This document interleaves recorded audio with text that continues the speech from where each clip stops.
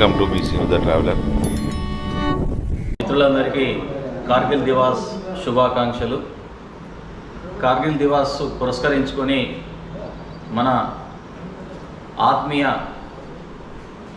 వీర జవాన్లకు వీరవందనం కార్యక్రమం ఈరోజు Lions club భవన్లో జరుగుతున్నది.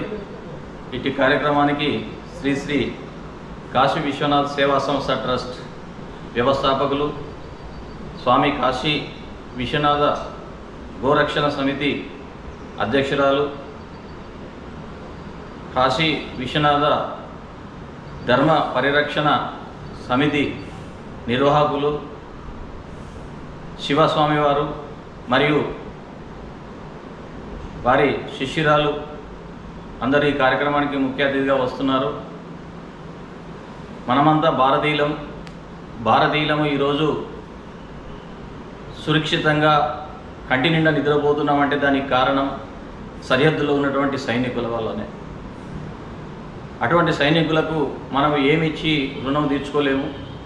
మనము ఉడతా భక్తిగా ఈ కార్గిల్ దివాసాన్ని పురస్కరించుకొని మన ప్రాంతంలో సైన్యంలో పనిచేసినటువంటి సైనికులకు చిరు సత్కారం చేయబోతున్నాం. ఇటు కార్యక్రమం కాశీ విశ్వనాథ్ సేవా సంస్థ ట్రస్ట్ మరియు వజ్ర ఫౌండేషన్ సంయుక్త ఆధ్వర్యంలో ఈ కార్యక్రమం చేస్తున్నాం. మిత్రులందరూ కూడా విచ్చేసి ఆ సన్మానం పొందుతున్న జవాన్లకు మీ వంతుగా శుభాకాంక్షలు శుభాభినందనలు తెలియజేయాల్సిందిగా ప్రతి మిత్రుని కోరుతున్నాను. అందరూ విచ్చేసి ఈ కార్యక్రమాన్ని విజయవంతం చేయగలరని కోరుచున్నాను. భారత్ మాతాకి జై. నా పేరు సురేందర్ రెడ్డి. మాది నాగరాజపల్లి విలేజ్, అన్నూరు మండలం. నేను మద్రాస్ రెజిమెంట్లో వర్క్ చేసినాను, ఇన్ఫెంట్రీ. సో నేను చేసిన సర్వీస్ అంతా బార్డర్ ఏరియాలోనే. ఎక్కడ సార్ మీ సర్వీస్? బార్డర్ ఏరియా అంటే బార్డర్ ఏరియాలో జమ్మూ కాశ్మీర్లో అండ్ చైనా బార్డర్స్ ఇవన్నీ తిరిగినాము. ప్రతి లొకేషన్లో చాలా అంటే చాలా కష్టాలు ఉంటాయి. ఆ కష్టాలన్నీ ఎదుర్కొన్నాము. ఈ రోజులలో ఏంటంటే రాత్రి అయ్యేసరికి ఇంటికి రాకపోతే ఆ అమ్మ నాన్న భార్య పిల్లలు ఉంటే ఎంత బాధపడతారు. సో దేశం కోసము సంవత్సరాల తరబడి వీళ్ళందరికీ దూరం ఉండి ఎన్నో కష్టాలు ఎదుర్కొని దేశం కోసం సేవ చేస్తున్న మాకు లోపలికి వస్తే మాత్రం అయితే కరెక్ట్ వాల్యూ అనేది దొరకడం లేదు. దీనిపైన చాలా అంటే చాలా బాధాకరమైన విషయం. సాధారణంగా చిన్న గల్లీ స్థాయి నాయకులు చనిపోతేనే వాళ్ళకి ఏదో ప్రమాదాన్ని బట్టి దేశ సేవ చేసినట్టుగా వాళ్ళకి ఏదో ఫ్లెక్సీలు పెట్టడం, పాంప్లెంట్ కొట్టడం లాంటిది దళిత కాలం లోపల ఒక మిలిటరీ లోపల ఒక జవాన్ చనిపోయినా అదే దేశ సేవకు సరిగా గుర్తింపులేదని మేము కూడా భావిస్తున్నాం సార్. అది నిజమే అంటారా? అదే నిజం. దేశం కోసము తను ఎవరైనా సరే చనిపోయేటప్పుడు ఏం ఆలోచిస్తామంటే ఆ భార్య పిల్లలైనా సరే మా ముంగట చనిపోతే బాగుంటుంది అంటే మేము చూస్తుండగా మాతో మాట్లాడతాం. కానీ మేము ఎక్కడో దేశం సరిహద్దుల్లో చనిపోతాం. చనిపోయే టైంలో మా ఎదురుగా ఎవరు ఉండరు, మా అమ్మ నాన్న భార్య పిల్లలు ఎవరు ఉండరు. సో అయినా అక్కడి నుంచి మనం తీసుకొని వచ్చిన తర్వాత కూడా మీరు అన్నట్టుగా ఒక గల్లీ లీడరు చనిపోతే ఎంత హంగామా చేస్తారో అంత మార్పు కూడా చేయడం లేదు. ఇది చాలా బాధాకరమైన విషయం. సాధారణంగా మనకి కేంద్ర ప్రభుత్వం నుంచి మామూలుగా రిటైర్డ్ సైనికులుగా మీకు ప్రభుత్వం ఎవరి సౌకర్యం కల్పిస్తుందా సార్? అవన్నీ అందుతున్నాయి మీకు? ఇప్పటివరకు అయితే ఏం అందడం లేదు, అలాంటి సౌకర్యాలు ఏం కల్పించడం లేదు. అంటే గతంలో అయితే నాకు తెలిసినంతవరకు అయితే 5 ఎకరాల భూమి ఇచ్చేటువంటి విధానం ఉండేది కదా, ఉందా ఇప్పుడు? అది మాటల్లో మాత్రమే ఉంది, గ్రౌండ్లో మాత్రం లేదు. ఇంతవరకు ఏ గవర్నమెంట్ దగ్గరికి వెళ్ళి అడిగినా కానీ ప్రభుత్వం దగ్గరే ల్యాండ్ లేదు అనే మాటలు వస్తున్నాయి. ఇంకా మరి రాజకీయ నాయకులు మాత్రం కబ్జాలు చాలా పెట్టుకునే ఉంటారు. కానీ మాకు ఇవ్వాలి అనే టైం వరకే ల్యాండ్ లేదు అనే విషయం మాట్లాడుతున్నాం. అంటే మీరు సర్వీస్ లోపల కఠినమైనటువంటి సర్వీస్ ఎక్కడ ఇస్తే సార్ బాగా ఇబ్బంది ఎక్కడ బాగా? మేము బయట ఆపరేషన్ ఆంబులెన్స్కి వెళ్ళినప్పుడు చాలా అంటే చాలా కష్టాలు ఉంటాయి. ఒక్కొక్క టైంలో ఒక 2-3 డేస్ వరకు భోజనం చేయకుండా ఉన్న రోజులు కూడా ఉన్నాయి. ఎల్సీ ఏరియాలో వెళ్తే నెలలు తరబడి ఒక 6 months వరకు స్నానాలు చేయని రోజులు. మీ షార్ట్ ఫామ్ చెప్పండి, ఫుల్ ఫామ్ ఎల్సీ అంటే SIT line of control. Line of control. Line of control. వాడు గ్లేజర్ గ్లేజర్ అంటే హై ఆల్టిట్యూడ్ ఏరియా వెళ్తే ఒక 6 months వరకు స్నానాలు కూడా చేయడానికి అట్లాంటి ప్లేస్లలో కూడా సర్వీస్ చేసి వచ్చాను. ఎంత కష్టం అంటే అది మాటల్లో చెప్పలేని కష్టాన్ని అనుభవించాం. కానీ ఆ కష్టాన్ని మేము ఇక్కడికి వచ్చిన తర్వాత గుర్తించడం మాత్రమైతే లేదు. లోకల్ మన లీడర్స్ కానీ జనాలు కానీ ఇక్కడ ఉన్న పబ్లిక్ కానీ. ప్రభుత్వం మీరు ఏ కోరుకుంటారు సార్ మాజీ సైనికులుగా? మేము ఎక్కడికైనా వెళ్ళినా సరే, ఈ ఆఫీసుల్లోకి వెళ్ళినా సరే, ఎక్కడికి వెళ్ళినా సరే, ఈ పలానా విషయంలో మండల ఆఫీసర్ కానీ డిస్ట్రిక్ట్ లెవెల్ కలెక్టర్ ఆఫీస్లో పోయినా సరే, ఎక్కడికి వెళ్ళినా సరే సరైన గౌరవం అనేది దొరకడం లేదు. ఇంత సేవ చేసి వచ్చిన తర్వాత ఏదైనా చిన్న విషయానికి వెళ్ళినా సరే సరైన గౌరవం దొరకడం లేదు. మాతో సరిగా మాట్లాడడం లేదు. సరే చూద్దాం, కూర్చోండి, చేద్దాం అనే విధంగానే ఉన్నాం.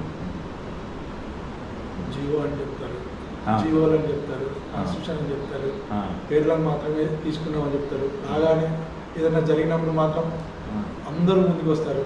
కానీ అన్నీ జరిగిపోయిన తర్వాత ఫ్యామిలీస్ పడే కష్టాలు వాటి గురించి ఎవరు పట్టించుకునే వాళ్ళు ఉన్నారు. అందుకని చెప్పేసి మా సిద్దిపేట డిస్ట్రిక్ట్స్ తరఫున ఒక ఎక్సర్విస్మెన్ అసోసియేషన్ తయారు చేసినాం. దానికి మన లైన్స్ క్లబ్ నుంచే కొంచెం వేదిక చేసుకున్నాం. ముఖ్యంగా మన మెయిన్ ఎమ్మెల్యే గారు కానీ ఈ వీడియో చూస్తుంటే ఎమ్మెల్యేలు కానీ కలెక్టర్ గారు కానీ మా ఎక్సర్విస్మెన్ అనేది దేశం కోసం సైనికులు ఎవరైతే పనిచేసి వచ్చారో వాళ్ళకు ఆఫీస్లో రాగానే మీరు ఏమి ఇచ్చినా ఏమి ఇవ్వకుండా ఆ గౌరవం ఇవ్వండి. వాళ్ళు అప్పటికి చాలా తృప్తి పడిపోతారు. రోజు రేపు మా అబ్బా అని చెప్పేసి తింటుంటారు. మేమున్న రోజులు మేము ఉంటాం. మేము లేనప్పుడు మా తల్లిదండ్రులు కానీ మా భార్య పిల్లలు కానీ మాకున్న గవర్నమెంట్ అలాట్మెంట్ చేసిన ఏమైతే జియోస్ ఉన్నాయో అన్నీ పర్టికులర్గా మాకు తెలియదు. నేను చేసిన సర్వీస్ ఎలాంటిదంటే, ఒక అమ్మ పురిటి నొప్పులు ఎన్ని కష్టాలు పడుతుందో ఇండియన్ ఆర్మీలో సర్వీస్ చేసిన వాళ్ళు ఐఆర్టీలో కార్గిల్లో కానీ మన బార్డర్ ఏరియాలో అన్ని కష్టాలు పడి వస్తారు. ఇంటికి వచ్చిన తర్వాత ఎవరు అంత ప్రేమగా మాట్లాడే వాళ్ళు ఉండరు. దూరం నుంచి చూసినప్పుడు మన ఏరియా చాలా అందంగా కనబడుతుంది. మన సదరన్ రాష్ట్రాల్లో ఉన్నాయి, మనకు ఎటువంటి కష్టం తెలియదు. అదే బార్డర్ ఏరియాలో ఉన్న వాళ్ళకి ఆ కష్టం తెలుస్తుంటుంది, ఆ యూనిఫామ్ బాధ తెలుస్తుంటుంది. మేము ఎలా ఉన్నాము, మేము ఎలా గడిపాము. ఇప్పుడు నేను 98లో జాయిన్ అయినాను. కార్గిల్ సెక్టర్ నా ఫస్ట్ పోస్టింగ్. అక్కడ నేను 45 days ఒక ఏరియా వర్క్ చేశాను. అక్కడ చెప్పుకోవడానికి ఎట్లా అంటే, మేము 7 గంటలకు నైట్ 7 గంటలకు స్టార్ట్ అయితే మబ్బులో 4 గంటలకు మా పోస్ట్ రీచ్ అయ్యాను. అంతవరకు నడుస్తూనే ఉన్నాం ఆ యాల్టిట్యూడ్లో. ఎక్కడ పోతున్నామో తెలియదు, ఏం చేస్తున్నాం. న్యూ యంగ్ జవాన్ నేను అంతగానో అర్థం చేసుకుని మా హవల్దార్ రవి సార్ కానీ మా సుబ్రజిత్ జేసీఓ సార్ కానీ వాళ్ళు చెప్పిన నడకలు నడుస్తున్నాం. అప్పుడు చేయనప్పుడు మన దేశం కోసం ఏం చేయాలి, ఎలా ఉండాలి, ఎలా అని చెప్పాను. అదే కార్గిల్ పోస్టింగ్లో చూస్తున్నప్పుడు మీరు ఎప్పుడో దీపావళికి ఒక్కరోజు చూస్తారు పటాకులు. అలాంటివి మేము ఒక సంవత్సరం పాటు ఎవ్రీ డే ఫైటింగ్ అవుతూనే ఉంటుంది. డే టైంలో ఎటువంటి మూమెంట్స్ ఉండదు, నైట్ టైంలో మేము వర్క్ చేయాలి. అలాంటప్పుడు చాలా అక్కడ ఉన్న క్లైమేటేషన్ కానీ అక్కడ ఉన్న కష్టాలు కానీ చెప్పుకుంటే తగ్గిపోయేది కాదు. మీకు ఏదైనా హెల్త్ ఇష్యూస్ వస్తాయా సార్ వాటి వల్ల? ఇప్పుడు మా అదృష్టం ఏంటంటే మా తల్లిదండ్రులు మంచిగా ఉన్నారు, నేను ఆరోగ్యంగా ఉన్నాను. ఈయన కూడా నాకంటే 2 నెలలు జూనియర్ వచ్చిండు. ఆయన అటువంటి దానిలో బ్లాంబాస్టింగ్లో చేయబోవడం జరిగింది. అదే పూర్తి లేదా సార్? అది ఇది NM14 అంటుంది. దాంట్లో ఆపరేషన్ వెళ్తున్నప్పుడు అది పేలి ఇలా జరిగింది. అలా కాకుండా మా అరేంజ్మెంట్లో కూడా నాతో చేసేటప్పుడు బ్లాంబాస్టింగ్ చాలా జరిగినాయి. అవి చెప్పుకుంటే ఇలా జరిగినాయి అని కాదు. ఇంత పెద్ద సొసైటీ కానీ ఇంత పెద్ద LOCలో మాదొక చిన్న పార్ట్, మాదొక పోస్ట్ వర్క్. ఆ పోస్ట్ వర్క్లో మేము ఎలా చేసాం, మేము ఎలా ఉన్నాము, మేము చాలా యాక్టివ్గా పనిచేసినాం. భగవంతుని దయ, మా తల్లిదండ్రుల ఆశీర్వాదం, మేము చాలా ఆరోగ్యంగా వచ్చినాం. ఈప్ మీద ఎన్నో దెబ్బలు పట్టాయి, కానీ ముఖం మీద పట్టాయి. చాలా హ్యాపీగా ఉన్నాం. ఆ సర్వీస్ చేసి వచ్చిన తర్వాత మళ్ళీ ఒక సెకండ్ ఇన్నింగ్ చేస్తుంటే నార్మల్ సొసైటీలో ఏ ఆఫీస్కి పోయినా కానీ మాకు అంత మేము కోరుకున్న రెస్పెక్ట్ కానీ మాకు కావాల్సిన ఫెసిలిటీ కానీ, మీరు రాకముందు మీకు ఇవి ఉన్నారు, మీరే అన్నారు 5 ఎకరాలు భూమి ఇస్తారు కానీ మాకు ఎన్నో ఆఫీసులు తిరిగినాం, ఎన్నో అర్జీలు పెట్టుకున్నాం, ఎక్కడ మాకు న్యాయం జరగదు. అందుకని చెప్పేసి మాకు వచ్చిన దానిలో మాకున్న దానిలో చాలా సంతోషంగా హ్యాపీగా ఉంది. ఈరోజు ఏదో చిన్న సన్మానం అని చెప్పారు, మేము చేసినాము. మా విలేజ్కి మేము చేయాలని చెప్పి మా స్కూల్లో ఒక చిన్న పార్టీ ప్రయత్నం చేస్తున్నాము. మా డిస్టిక్లో ఒక ఆజాద్ డిఫెన్స్ అకాడమీ అని చెప్పేసి ఒకటి చెప్పినాము. ఆర్మీ, నేవీ, ఎయిర్ ఫోర్స్ వీళ్ళకు మినిమం బేసిక్ ఎలా ఉండాలి, పోతుంటే మనం ఎలా చేయాలి అని చెప్పేసి గజ్వేల్ ఏరియాలో ఒక సొసైటీని ఒక చిన్న అడ్మినిస్ట్రేషన్ అక్కడ ఏర్పాటు చేసినాము. ఈ వీడియో ఎవరైతే చూస్తున్నారో మీరు గజ్వేల్లో మీ నంబర్ ఇస్తాను, మా నంబర్ కూడా మీకు ఇస్తాను. అక్కడికి వెళ్ళి ఫ్రీ ఆఫ్ కోచింగే మేము ఇవ్వాలని చెప్పండి. నంబరు చంద్రబాబు అని చెప్పేసి డైరెక్టర్ గారు ఉన్నారు. తర్వాత మీ నా నంబర్ ఇస్తాను. అది నేను సొసైటీ గజ్వేల్లో ఉంది. అక్కడ అకామిడేషన్, ప్లేస్మెంట్, వాళ్ళకి అన్ని రకాల ఎట్లా ఎగ్జామ్ క్రాక్ చేయాలి అది కూడా చెప్తున్నాం. ఫిజికల్ టెస్ట్ ఉంటుంది, మెడికల్ టెస్ట్ ఉంటాయి, ఆ తర్వాత ఎగ్జామ్ కూడా ఉంటుంది. ఆ 3 మనం క్రాక్ చేస్తేనే మనం సైన్యంలోకి ఎంటర్ కాగలుగుతాం. ఆర్మీ, ఎయిర్ ఫోర్స్, నేవీ 3కి ఒకేలాగా ఉంటుంది. ఎయిర్ ఫోర్స్కి చాలా కొంచెం ఎడ్యుకేషనల్గా చాలా ఉండాలి. ఆర్మీకి మినిమం ఉంటే చాలు, ఆరోగ్యంగా ఫిజికల్లీ ఉంటే చాలు. సార్ పేరు చెప్పండి సార్. నా పేరు స్కైలాల్ రెడ్డి, తడకపల్లి విలేజ్, ప్రస్తుతానికి హైదరాబాద్లో. మీ పేరు నా పేరు మానేటి కిషన్ రెడ్డి. సార్. నేను రామాచా విలేజ్, చివరిమాడ మండల్, కరీంనగర్ నుంచి వచ్చాను సార్. మీకు ఈ సంఘటన ఎక్కడ జరిగింది సార్? ఇది ఓపీ పరాక్రమ్ అని, ఆపరేషన్ పరాక్రమ్ అని పంజాబ్లో జరిగింది సార్. 2001లో పార్లమెంట్ మీద అటాక్ జరిగిన సంఘటన అందరికీ తెలుసు. అప్పుడు భారత్ పాకిస్తాన్ యుద్ధం జరిగే సిచ్యువేషన్ ఉండే సార్. అది కొన్ని అనివార్య కారణాలు రద్దు అయిపోయింది. అప్పుడు బార్డర్లో అన్ని ల్యాండ్ మైన్స్ పెట్టడం జరిగింది. పెట్టినప్పుడు కొంతమంది చనిపోయారు మన భారత సైన్యంలో కొంతమంది. మళ్ళీ యుద్ధం జరగలేదు. తర్వాత ఒక సంవత్సరంన్నర తర్వాత వాటిని మనం తొలగించే ప్రక్రియలో నాకు ఇన్సిడెంట్ అయింది సార్. అలా ఇంకా చాలామందికి సార్ నాకు డౌట్ ఏంటంటే ఇటువంటి ఇన్సిడెంట్ జరిగినప్పుడు ప్రత్యేకమైన కాంపెన్సేషన్ పేమెంట్ చేస్తారు గవర్నమెంట్? కంపెన్సేషన్ ఏమి ఉండదు సార్. నార్మల్గా మన స్టేట్ గవర్నమెంట్ అలాగా మన సింగరేణి కోల్ మైన్స్లో ఇచ్చినట్టు అక్కడ కంపెన్సేషన్ ఏమి ఇవ్వరు సార్. మనకి ఇప్పుడు దివ్యాంగులు ఏంటంటే కదా ఈ ప్రోగ్రామ్ చెప్పండి సార్. దీంట్లో మన ఆర్మీ గ్రూప్ ఇన్సూరెన్స్ అని ఉంటుంది సార్. యాక్చువల్గా వాళ్ళు ఏమంటారంటే మీకు ఇన్సిడెంట్ జరిగింది కానీ మేము ఏమి ఇవ్వము, మేము బోర్డ్ అవుట్ చేస్తేనే మీకు బెనిఫిట్స్ వస్తాయని చెప్తారు సార్. అది బోర్డ్ అవుట్ అంటే? బోర్డ్ అవుట్ అంటే మీకు సర్వీస్ నుంచి అప్పుడే వెంటనే తొలగించడం. ఓకే. వాళ్ళు ఏం చేస్తారంటే క్లెయిమ్ ఉంటుంది సార్. అటు తొలగించారు, ఇటు బెనిఫిట్స్ ఇయ్యారు, 2 ఉండేవి. మా పరిస్థితి సేమ్ మన రాష్ట్ర ప్రభుత్వం ఎట్లా ఉందో కేంద్ర ప్రభుత్వం కూడా అలాగే ఉంది. ఇప్పుడు ఒక 10 ఇన్సిడెంట్ జరిగిన వ్యక్తి నార్మల్ వ్యక్తితో ఎలా పోలుస్తాం సార్? ఆయనకి ఎంత వస్తుందో నాకు అంతే ఇన్సూరెన్స్ ఇస్తాం. సేమ్ ఇన్సూరెన్స్లో ఎలాంటి చేంజ్ లేదు. ప్రీమియం కట్టేటప్పుడు మాత్రం ఏముండదు, మీకు ఇన్సిడెంట్ జరిగితే ఇస్తామని చెప్తారు. ఇప్పుడు రిటైర్మెంట్ అయిన తర్వాత మీరు బోర్డ్ అవుట్ కాలేదని చెప్తారు. నేను 17 సంవత్సరాలు చేశాను. మినిమం 15 సంవత్సరాలు చేసిన తర్వాత పెన్షన్కి ఎలిజిబిలిటీ వస్తుంది సార్. అందులో మళ్ళీ ఆర్మీలో చేయడం అనేది చాలా గొప్ప విషయము. ఒక అబ్బాయి 10th అయిపోయిన తర్వాత అప్పుడే లైఫ్లో సెట్ అయ్యే విషయం ఉంటుంది.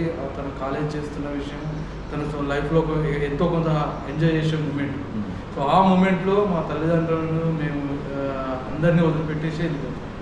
17-18 సంవత్సరాల్లో అప్పుడే మనకు అనేది మెచ్యూరిటీ కరెక్ట్ వస్తూ ఉంటుంది. మనం కరెక్ట్ ఒక కాలేజ్ చేస్తూ ఒక లైఫ్ అనేది లీడ్ చేస్తూ ఉంటాం. ఆ వయసులోనే దేశం కోసం కష్టాలను అనేది ఎదుర్కొంటూ ఉంటాం.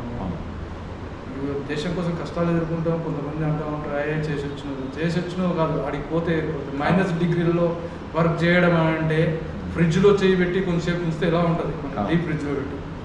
సో -డిగ్రీలలో వర్క్ చేసి ఇస్తూ ఉంటాం. సార్ మీకు బ్యాడ్జెస్ ఉన్నాయి కదా, అవి దేనికి గుర్తుంది? ఇవి మేము ఎక్కడెక్కడైతే సర్వీస్ చేసినామో మాకు దానికోసం వచ్చిన మెడల్స్ అన్నమాట. ఆ గవర్నమెంట్ ఇచ్చిన మెడల్స్. లొకేషన్లో తిరిగి చేస్తూ ఉంటాం. ఇది నాగాలాండ్, ఇది ఓపీ రక్షక్, ఓపీ పరాక్రమ్ కార్గిల్లో వచ్చిన ఓపీ విజయ్, ఓపీ పరాక్రమ్.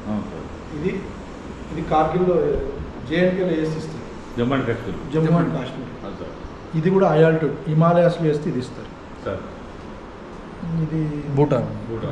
ఇది ఫారెన్ కంట్రీకి పోతే ఇస్తారు. ఇది 9 years ఆర్మీలో 9 సంవత్సరాలు సర్వీస్ చేస్తే ప్రతి ఒక్కరికి ఇది వస్తుంది. మనదేమో ఇది కూడా Nagaland OP Rakshak OP Vijay, OP Parakram. ఈ తర్వాత ఇది జేఎండ్కేకి సపరేట్గా వస్తుంది. ఇది హిమాలయస్లో సర్వీస్ చేసిన వాళ్ళకి వస్తుంది. ఇది 9 years మేడం. ఆర్మీలో 9 కింద years. పెట్టుకున్న బ్యాటింగ్ సార్ ఇది వెటరన్స్ కోసం ఇచ్చారండి. వెటరన్స్ మేము రిటైర్డ్ అయిన తర్వాత మాకు మళ్ళీ అక్కడ నుంచి వస్తాయి వెటరన్స్.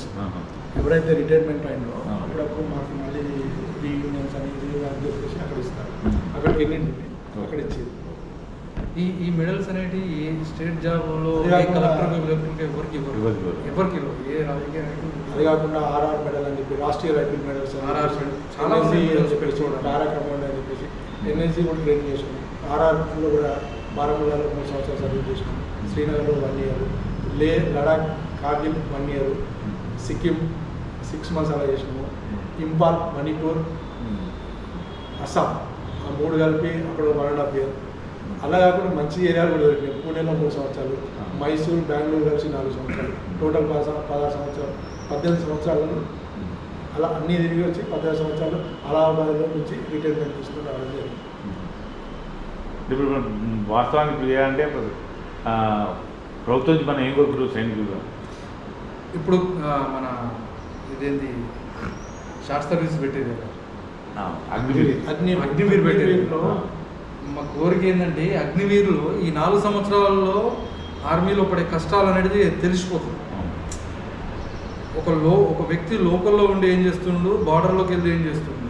ఇప్పుడున్న ఈ ఏవైతే లోకల్ జాబ్స్ ఉన్నాయో ప్లస్ గవర్నమెంట్ పొలిటికల్ ప్రతి ఒక్కరికి ఏంటంటే ఈ ఎవరైతే దేశం కోసం సేవ చేసి వస్తారో వాళ్ళని ఎన్నుకోవడం వల్ల దేశం కూడా చాలా అభివృద్ధికి వస్తుంది. మేము చాలామంది ఒక 40-50 members దాకా ట్రైనింగ్ చేసినాం. ట్రైనింగ్ సెంటర్ ఉంటుంది. సో అందులో తిరిగి వచ్చిన వాళ్ళం చాలా తక్కువ. అంటే మేము చేసుకున్న పుణ్యమో లేకపోతే మేము చేసిన దేశ సేవనో మా తల్లిదండ్రుల పుణ్యమో ఏదో కానీ మళ్ళీ తిరిగి వచ్చి మా భార్య పిల్లలను అమ్మ నాన్నను చూసుకోగలుగుతాం. అంటే అలా తిరిగి రాని వాళ్ళు కూడా చాలామంది ఉన్నారు. సో ఇంత కష్టపడుతున్న వాళ్ళకు కనీసం లోకల్లో చిన్న మర్యాద, ఏ ఆఫీస్కి వెళ్ళినా సరే సరే ఆర్మీలో సర్వీస్ చేసి వచ్చిండు, ఆ వ్యక్తి ఏ పని కనుక్కుందాం చేద్దాం అనే ఇది మాత్రం లేదు. ఇది చాలా దురదృష్టమైన విషయం. అంటే ఒక ఇండియాలోనే ఇలా జరుగుతూ ఉంటుంది. మన కంట్రీలో ఇలా నడుస్తూ ఉంటుంది.